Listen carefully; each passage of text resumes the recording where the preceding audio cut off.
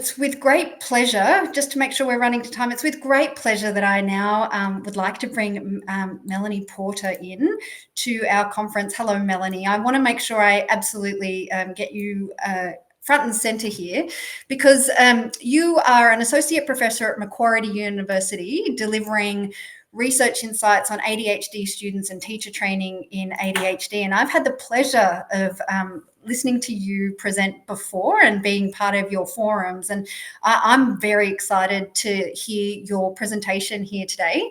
And thank you so very much for joining. My pleasure. You can hear me okay? Thankfully, we can, and we can Great. see you. So we're off to a great start. Now, all we need to do is make sure we can see your presentation. As I said, I don't want to miss this one. No problem. So I'm just going to attempt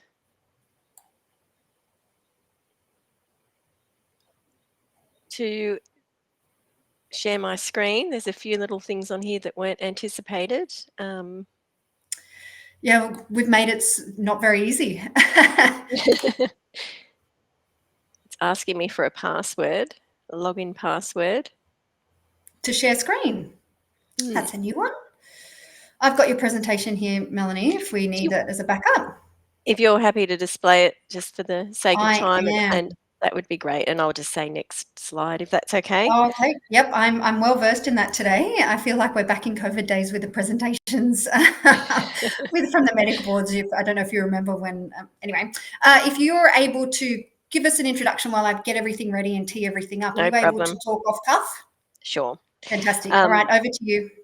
Thank you. So thank you, everybody. I'm going to be talking today about the impact of teacher education in ADHD on a few different things: teacher knowledge and understanding, confidence in meeting the needs of ADHD students, confidence in implementing classroom strategies and interventions, as well as influences on their teaching practices. And this work forms a partnership between Macquarie University, ADHD Australia, and a company called Online Training. And OLT is the company whose program that we evaluated in the study that I'm going to be talking about today. So just while we're waiting for the slides, I'm going to be talking for about 45 minutes, just so that you're aware. So it is a long time. Thank you very much. Oh, the next slide, please. So just very briefly, I'll talk about, I'll give a little bit of a background to myself, to the study context. Then we'll move straight into the study and we'll talk about the aims, results and findings, conclusions, and then where to from here. And then we've got a panel of experts for a Q&A session. So I believe we've got some questions prepared from earlier generation from a wide variety of people there. Next slide, please. So just in terms of background, I think you're all aware that we're from Australia. I'm from Sydney, New South Wales, home of some amazing pristine beaches, the majestic Sydney Harbour, koalas and kangaroos. I'm hoping I'm doing a good job at selling this to everybody to come and visit. Contrary to belief, or popular belief, I should say, we don't have kangaroos and koalas roaming the streets and crossing the harbour bridge, although I do have to say that there is one exception to that. Next slide, please. We did actually have, for reasons unknown to me, a kangaroo crossing the Sydney Harbour Bridge in January 2018, and you guys can Google the video of that later on. Next slide, please.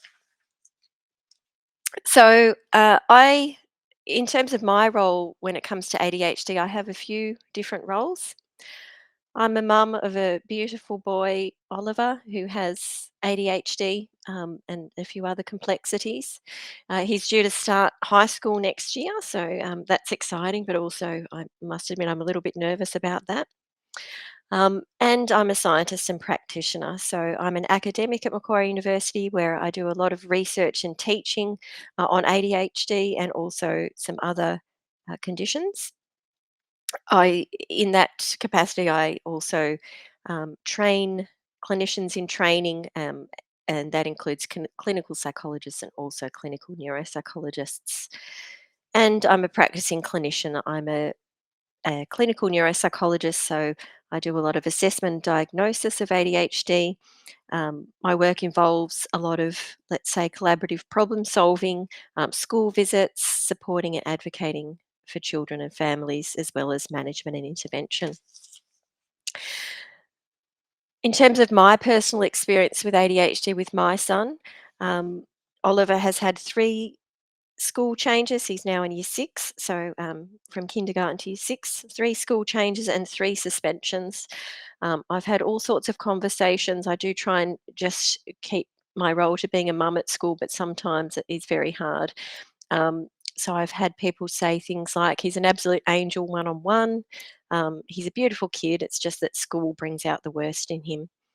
And I've also had one teacher along the way commenting that she has absolutely no idea where Oliver's skills lie academically.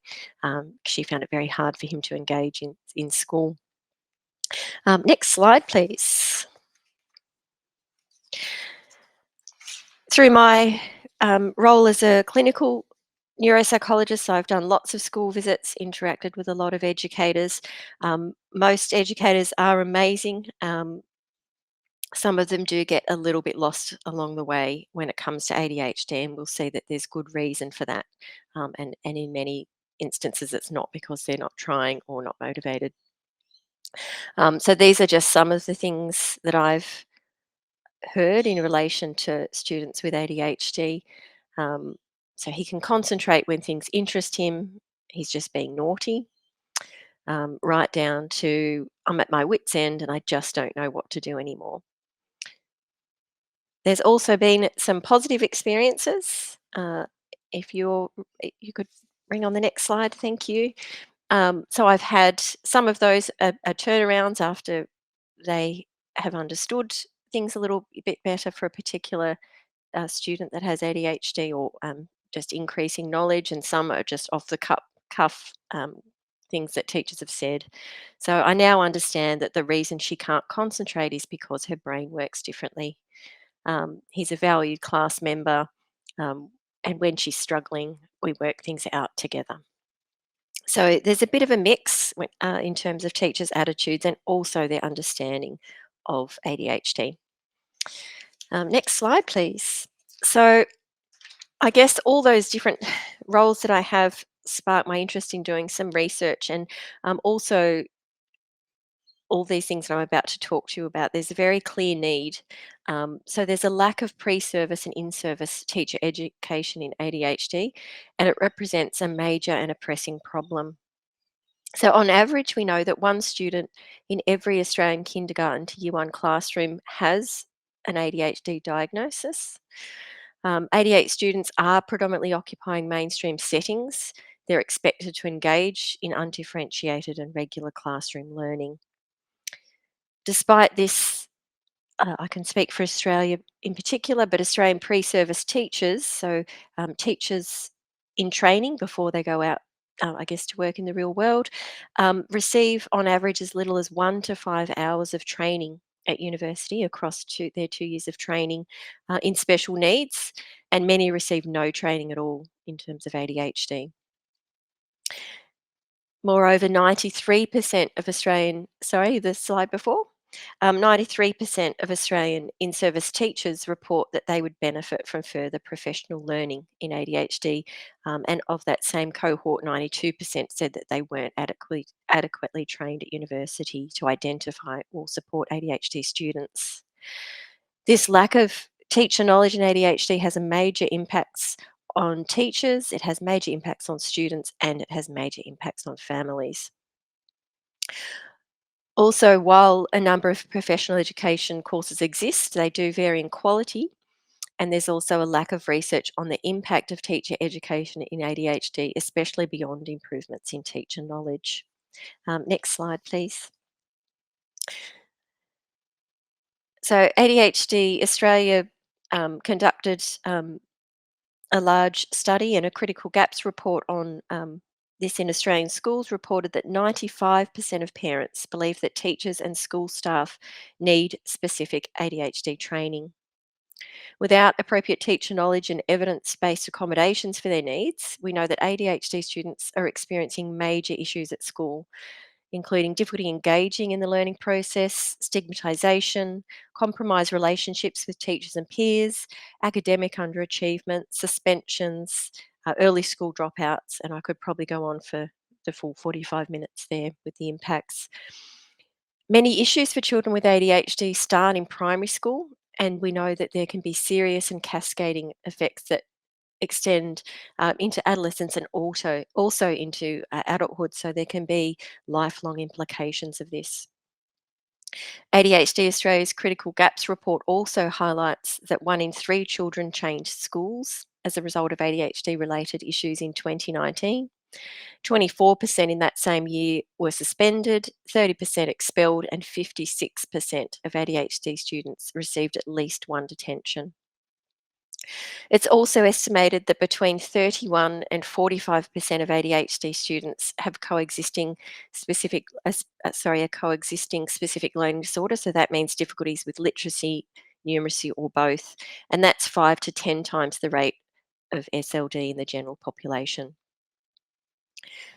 We also know that due to social and academic struggles at school, 60 to 100% of those with ADHD have a secondary mental health condition, such as a major depressive disorder or an anxiety disorder. We urgently need to engage teachers in effective ADHD education programs to reduce these negative outcomes. And it's widely accepted that developing the expertise and knowledge of teachers is one of the most fundamental measures to increase student achievement and to facilitate more positive outcomes for students with ADHD. Next slide, please. We know that this is a global problem. So, in the academic literature internationally, in South Africa, for example, there are comments like inclusion principles have not been adequately transferred into the mainstream classrooms. In the UK, teachers are often uncertain about how to respond to challenges of students with ADHD. And these sentiments are also reflected in Australia and the US, with comments such as teachers' understanding of ADHD appears to be limited. Teachers are not adopting basic evidence based strategies when it comes to students with ADHD. Next slide, please. In Australia, professional education programs are mandatory for Australian teachers, but the training programs need to be properly evaluated and their evidence base is clearly documented. There have been systematic reviews to show that there is some evidence base, especially when it comes to improving teacher knowledge. There are what we call large effect sizes, so a good evidence base for improvements in teacher knowledge, um, but any other improvements are um, lacking to show very good efficacy, so they're inconsistent or limited in their findings, and that includes uh, teachers' improvement in use of strategies in the classroom after completing teacher training. Next slide, please.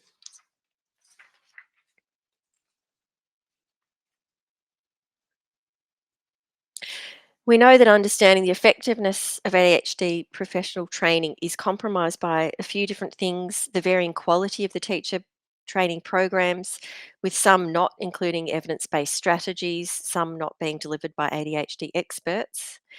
There are a variety of outcome measures and methodologies that are being utilised, and outcomes are often limited to just looking at changes in teacher knowledge. Sometimes there are also small and restricted samples. So, for example, just looking at programs that have been implemented in one school or in one particular region. Next slide, thank you.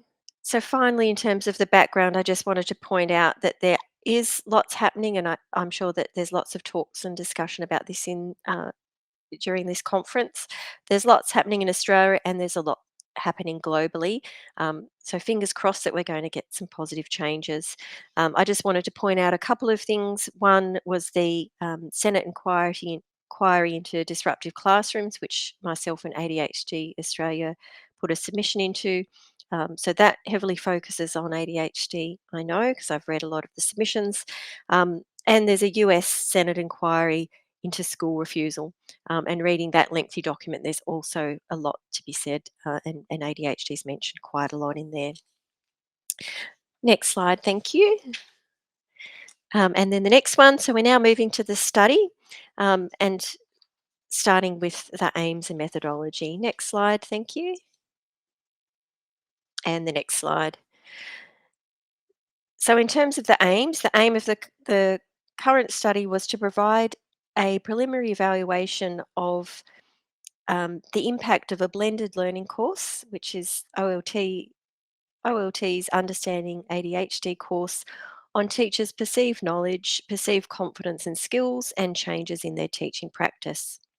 And blended learning basically means that teachers do some self paced learning online, as well as some class led sessions with a tutor and 8 to 12 other educators. It's hoped that findings will inform other teacher training programs, but the ultimate aim for this collaboration initially is for this preliminary work to inform the enhancement of OLT's Understanding ADHD program, and then to design a study that looks at the real world impacts, both short term and long term, on teacher training for teachers, for students, and also for families. Next slide, please. So the current study utilised what's called a mixed methods retrospective study design. So mixed methods means we basically analysed some number data, and that's things like responses on rating scales, and also, I guess, some verbal or word data, and that includes comments by teachers, both before and after completing the training. And the retrospective study design means that we've used data that had already been collected from OLT before we started the collaboration. And we looked at this data that was collected both before training and also after training. Next slide, thank you. So I'm not going to go into detail about OLT's the course itself, but there's a website there, and you can certainly have a look afterwards and look in detail at what the course has to offer for educators. There's also a parents course in ADHD. So the teacher course is designed for those who work in schools with students, particularly teachers, school executives, and support staff. And the target age range is basically compulsory education, so any children at school. The course is offered in a learning cohort of up to 12 participants. The online self-paced component is 20 hours. So basically, it's a big commitment from teachers and educators, and they will have an opportunity to learn a lot about ADHD within that time frame. Next slide. Thank you. So there are lots of different questions that are asked both before or pre, and after or post training. And some of these include different ratings, as you can see here. So things like, um, how do you rate your current level of knowledge and understanding of ADHD? How would you rate your current skills in assessing the needs of students with ADHD? How would you rate your current skills in planning and implementing interventions for students with ADHD? And how confident do you feel in meeting the needs of students with ADHD? They're also asked to indicate their current level of confidence in using a computer to study online. Next slide. So some other questions are things like, how do you rate the online course content? How many tutor-led sessions they had, um, and so on. How did the tutor-led sessions contribute to learning, etc. Next slide. So some of these questions were asked at the initial tutor session, and then that's the introductory questions, and then the conclusion questions at the very last tutor-led session. The couple that I've underlined are what I'm going to go into a bit more depth on with you today. So please share with the group 3 key things that you've learnt, and list 3 things that you'll take away from this course and implement in the classroom, in the school, or in your practice. Next slide, please. So I'm not going to go into any detail here, but this is for any statisticians that have joined us today. Basically, we dotted all the I's and crossed all the T's that we could. It was a large sample size that we evaluated, so 2,111 participants. Some of the data we analysed on a random sample of 100, and that was things like the verbal responses from teachers, because it was quite intensive there, where we had to read um, and categorize each response. Two independent researchers did that, and then a third person came in to sort of cross check. So it was very time consuming. So that's probably all I need to say there. We'll do next slide. So we'll just move into some of the results. First of all, most people did complete the recommended 3 tutor-led sessions. So you can see lots of yellow there. So 77% completed that. Most people accessed the tutor-led sessions online, whilst for many of OLT's courses that they do recommend face-to-face attendance. This was during the COVID-19 lockdowns, so that's why there's a higher percentage that had attended online. And we're anticipating that most people will move to face from here on in. Next slide. So this is the full sample, and you can see the numbers there, and also in brackets the percentages. So the majority of people that completed this course so far are primary schools, so 65%, and you can see that about 18% of the completion rates were from high schools. Next slide. This is the breakdown of roles. So paralleling just that previous pie chart, the majority of educators that are completing OLT's Understanding ADHD program are primary school teachers, 40%. We've got a select number of high school teachers. We've also got some people that work in disability and inclusion, so specialists, assistant teachers, and then some people in leadership as well. Next slide. So this is the same data represented in 2 different ways. Essentially, there were significant changes from pre to post for all these different variables. So teachers um, had shown a very significant improvement in things like their rated or perceived teacher knowledge, um, their perceived skills in assessing the needs of students with ADHD, and so on. So we might move to the next slide, and that's the same for these other variables here. So you can see a large percent um, have moved into the sound to comprehensive after the training for things like their confidence in meeting the needs of students with ADHD. Okay, next slide. So this shows that a lot of people rated the course as being excellent to high. 80% of the 2,111 people said that they found the course excellent to high, and a very large majority, at 96%, have said that they refer back to the course content and make use of what they've learnt. And that's after completing the program, which is great because it means that there's probably maintenance of skills.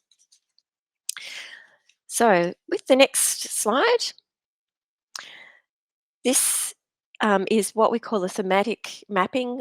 So when we categorised all the different responses from that random sample of 100, we came up with 2 major themes or categories. One was teachers were telling us, in terms of what they'd learnt, it was all about improved knowledge and understanding. And the other theme that came out was improved application. So in terms of knowledge and understanding, you can see there in the percentages in the brackets are how many teachers endorsed that particular item. So 64% of teachers said that they had an improved knowledge and insight into ADHD after completing the program. 50% interestingly said that they now understood that students differ and that we need to individually cater for the needs of students with ADHD. So that's interesting, and that percent might be surprising to some. So I think that prior to the training, some teachers thought that all children with ADHD were the same. And 9% said that they learnt how to identify signs of ADHD. In terms of improved application, 64% that they're now using strategies and interventions that they'd learnt during the course um, to help support students with ADHD. 23% reported having things like higher empathy and more positive relationships with ADHD students. And 18% said that they were using the screening tools that were taught to them so that they could identify ADHD or potential ADHD. So, just on the next slide, there's a quote by one of the teachers. So, this is an example of it's a real world quote. So, I found this course interesting and insightful. Down to the following are some key learnings that I've discovered along the way. ABC analysis and other forms of testing for ADHD, for rich data on student behaviours, effective strategies to assist students with ADHD in terms of learning and behaviour management, and also that what may work for one student with ADHD may not work for another student. Students with ADHD all function differently, and as educators, we need to cater for their individual needs. So, another thematic mapping, an example of a thematic mapping was to the question, sorry, next slide, if they could list 3 things that they would take away from the course. So, one theme that emerged was implementation of learnt strategies and interventions. Another theme was relationships and collaborations. And the third theme was changed teaching practices. So, with the first theme, that gave us some insight into exactly what strategies and interventions they were now using in the classroom. Um, so, things like positive behaviour support by a large majority, generating SMART goals, so specific, measurable, achievable, realistic, and time based goals, which is something that they're taught to do in OLT's program. Use of ADHD screening tools, use of visual supports by 21%, environmental modifications and adjustments by 18%, and use of social stories and scripts by 11%. They also reported that educators that completed the course reported increased collaborations with teachers and other educators and schools. Um, Again, the theme of more positive relationships with ADHD students themselves, and also better collaborations with parents and families. So this is just another example quote. I'll just read the last bit there. I always believe in building into the whole class teaching instead of segregating the student. The teacher needs to accommodate for the student as opposed to segregating and separating learning. Okay, so next slide. We also did some fancy statistics that are called regression analyses, and this basically it allows us to look at predictors. So what variables are predicting other variables. Um, this process also allowed for us to control for things like school and region, that might be influencing results because they're not educators, for example, from the same school, their data is not necessarily 100% independent. So basically, it was a gold sort of standard approach for the statistical analysis. Next slide. So one thing that came up was that the teachers' perceived knowledge of ADHD before the training predicted their rated knowledge of ADHD after training, which makes sense. There was a significant improvement from P to post. Educators on average reported a very high change in their rated knowledge of ADHD. What was a little bit surprising was that their um, confidence in using a computer for online study also was significantly related to their post ratings of knowledge of ADHD. Next slide, we'll come back to that in the conclusions. Um, so, but this basically shows whilst there were significant increases from pre to post on all these different variables, from knowledge of ADHD right down to confidence in meeting the needs of students with ADHD, their pre ratings did at least relate somehow to their post ratings, and that makes sense. So, for example, how much you know but before you start the course does sort of influence a little bit on how much you learn, and how confident you were before training will influence. To some degree, how confident you are afterwards. But as mentioned, there was a significant increase in all those variables from pre to post training. Next slide. So, another thing that came out in the analyses were that those three variables of knowledge and understanding of ADHD, skills in assessing needs of ADHD students, and skills in implementing interventions all significantly predicted how confident educators were in meeting the needs of ADHD students. And that relationship was significant both prior to them completing training and after they completed the training. So this suggests that there may be a bit of a hierarchy where the first three are, I guess, lower level skills, and that confidence in meeting the needs of students with ADHD really hangs on those other three variables, the knowledge of ADHD and so on. Next slide.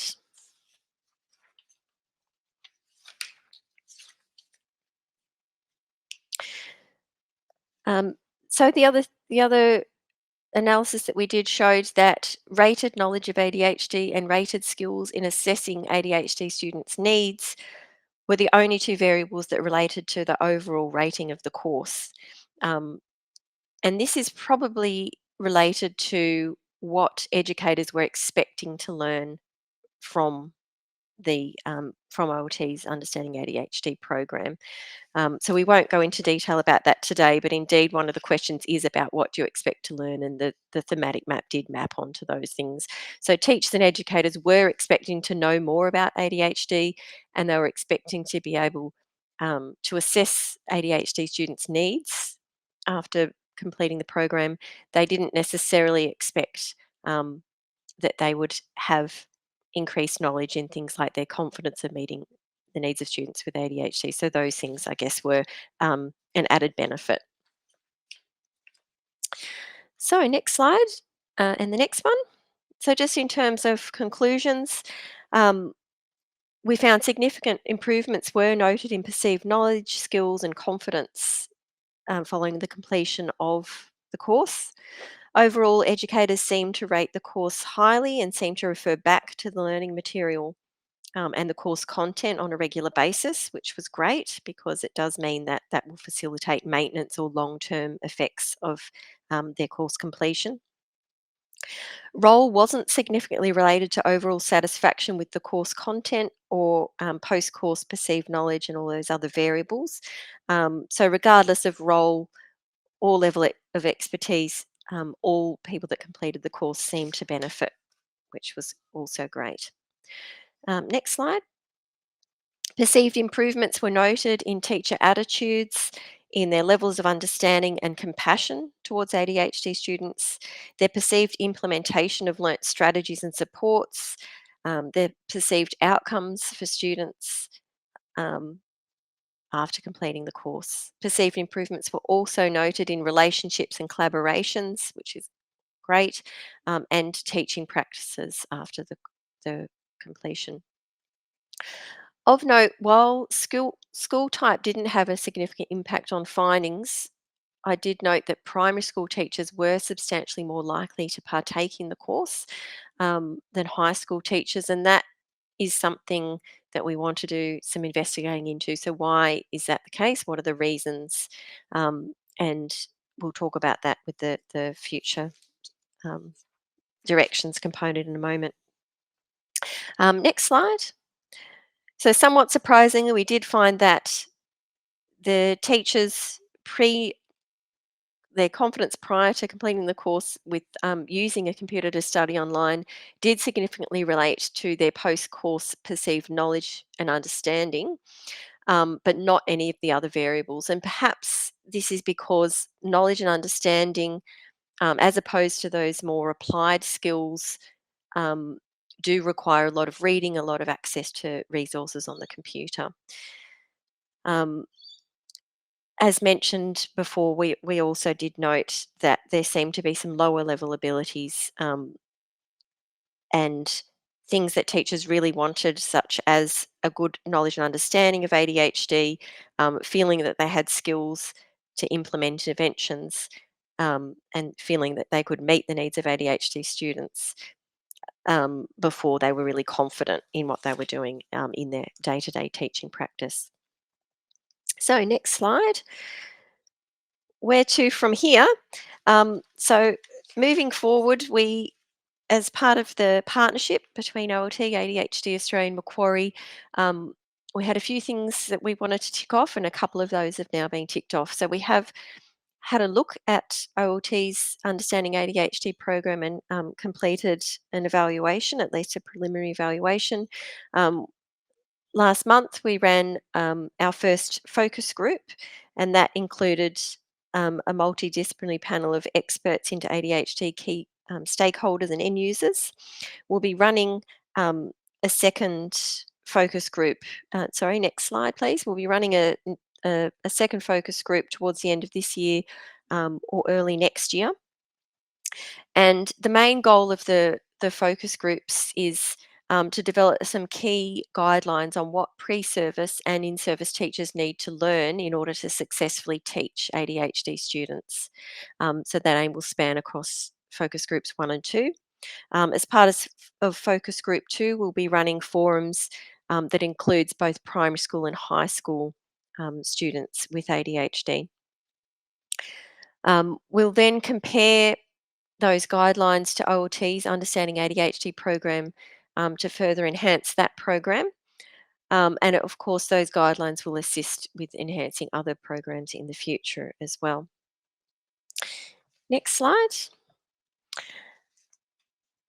The other thing that we're going to be doing as part of the collaboration is that we'll use all the information that we collect from the analyses and also from the focus groups to develop and design a new study that will be looking at both short and long-term outcomes or impacts and so how does when a teacher engages in the ADHD course, how does that impact on the teacher themselves?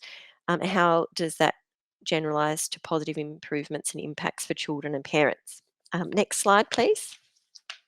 So the sorts of things that we'll be looking at for teachers will be things like has their confidence and self-efficacy improved, knowledge and awareness, their well-being. So we'll be looking at mental health, burnout rates, and also be doing pre and post observations of their teaching practices so that we can see firsthand whether there have been improvements in that regard.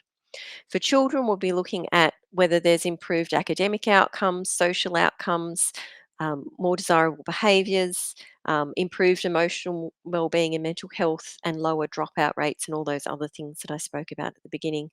And then for parents, if a teacher engages in professional training, does that mean that it reduces parents' stress levels? Does their confidence and self-efficacy improve? And does their mental health also improve as a result of that? Next slide. So in the future, other things that we will be able to do will be to go beyond New South Wales. So for that future study, we'll be starting with New South Wales because we will actually be going out and visiting schools and doing some face-to-face stuff with the teachers, the students, and also the parents. But we'll hopefully be able to move beyond New South Wales. We'll be able to look at pre-service training and make some changes in pre-service training and what's happening at the university level. And we can also move to some international collaborations, especially easy given that OLT is, they provide training internationally to a wide range of different countries. So next slide, I've got my email address there. If people do have any questions or thoughts, I'm very happy if you would like to send me an email. And I think we're now moving to a Q&A. Gosh, Melanie, I'm in awe of what you've been able to achieve, and I know that working through, a research piece like this, requires such diligence and working through, the key factors and making sure that everything there is a checks and balances so that when you get to the future state, these key learnings are relied upon to move forward and to propel. I just really thank you for pulling this together and being able to share with this team. I want to move through to our education panelists, but if you just bear with me for just a sec, I've got some questions around your presentation, and knowing again that you've kind of touched on it in regards to where to from here and what you're really hoping for. But as you've moved through your first and initial stages of the research pieces with the forums, and you've collaborated with some individuals and gained some insights, what's been a really key takeaway for you from your cohort that you've put through the initial run of research forum?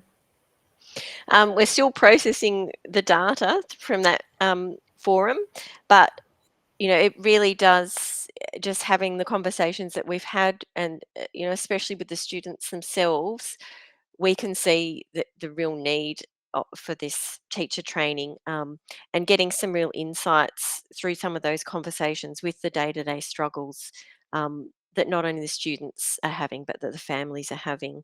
Um, yeah, oh, sorry, I've lost you there. I'm not sure if you're Oh, still there. sorry, Yeah. there we go. Yes, absolutely. I'm here. Don't worry. And so just in regards to, I guess, the next hopes for that next phase with primary and high school students, is there a distinction there between what you're hoping for those groups of kids moving through the schooling system? Yeah, I guess a big thing that I've noticed is that there's not, at the present stage, a lot of high school teachers engaging in these professional training Yeah. programs. Um, so with the high school students, it will be even sort of nutting out more what's the content, like what do high school teachers need to know, and obviously that will be with the students themselves, learning from their day-to-day experiences as well as from educators, um, health professionals, and other experts in ADHD. Perfect. And this is the thing, and obviously being a mum and stepping through this process as you already have, I'm sure it gave you a lens in which to approach this. What's a key piece of Mm. advice that you would give to other mums and parents out there who may relate to your story? I think that you know your children best.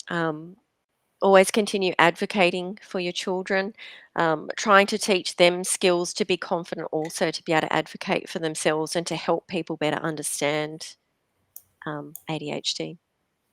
Wonderful. What a lovely message. Gosh, Melanie, thank you so very much for your time.